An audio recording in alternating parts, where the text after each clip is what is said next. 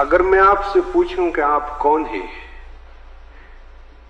तो शायद आप अपना नाम बताएंगे, लेकिन नाम तो जन्म के बाद मिला था। अगर नाम नहीं तो फिर आप कौन हैं? यही वो सवाल है जिसने हजारों वर्षों से ऋषियों, वैज्ञानिकों और दार्शनिकों को खोज में लगाया हुआ है। शरीर बदलता रहता है।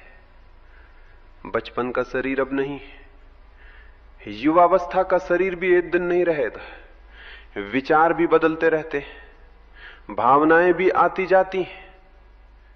फिर वो क्या है जो इन सभी परिवर्तनों को देख रहा है? यहीं से आत्म अन्वेषण की शुरुआत होती है। शरीर एक अद्भुत यंत्र है, मन एक शक्तिशाली उपकरण है। भावनाएं जीवन में रंग भरती हैं और कल्पना सृजन की क्षमता देती है। लेकिन इन सब के पीछे एक साक्षी भी मौजूद है, वो जो शरीर को देख सकता है, विचारों को आते जाते देख सकता है, भावनाओं को उठते और मिटते हुए अनुभव कर सकता है। जब मनुष्य केवल शरीर तक सीमित रहता है तो जीवन जन्म और मृत्यु के बीच की एक छोटी यात्रा लगता है। लेकिन जब वो अपने भीतर उस साक्षी को पहचानने लगता है, तब जीवन का अर्थ बदलने लगता है। तुम शरीर नहीं हो, तुम मन भी नहीं हो, तुम वो चेतना हो जो शरीर और मन दोनों को देख रही है।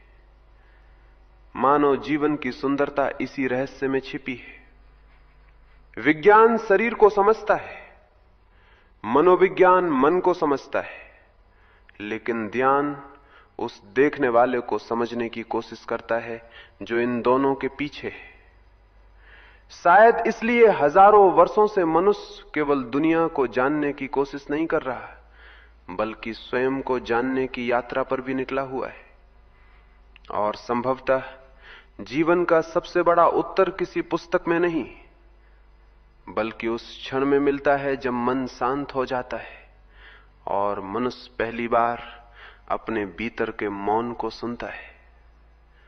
तब प्रश्न नहीं बचता कि मैं कौन हूं, बल्कि अनुभव होता है कि मैं हूं। हमारा शरीर अरबों कोशिकाओं से बना एक अद्भुत तंत्र है। दिल लगातार धड़क रहा है, फेफड़े सांस ले रहे हैं, रक्त पूरे शरीर में बह रहा है, सब कुछ अपने आप हो रहा है। हम सो रहे होते हैं तब भी शरीर अपना काम करता रहता है। ऐसा लगता है जैसे हमारे भीतर कोई अदृश्य व्यवस्था हर क्षण जीवन को संभाले हुए है। लेकिन क्या हम सिर्फ यही शरीर है? यदि शरीर ही सब कुछ होता तो मैं का अनुभव कहां से आता? शायद मानव जीवन को किसी एक परिभाषा में नहीं बांधा जा सकता। ये शरीर भी है, मन भी है, भावनाएं भी हैं और अनुभव भी। लेकिन शायद इन सब के पीछे एक साक्षी भी है जो चुपचाप सब कुछ देख रहा है। और संभव है कि जीवन की सबसे बड़ी खोज दुनिया को जानना नहीं, बल्कि स्वयं को जानना हो।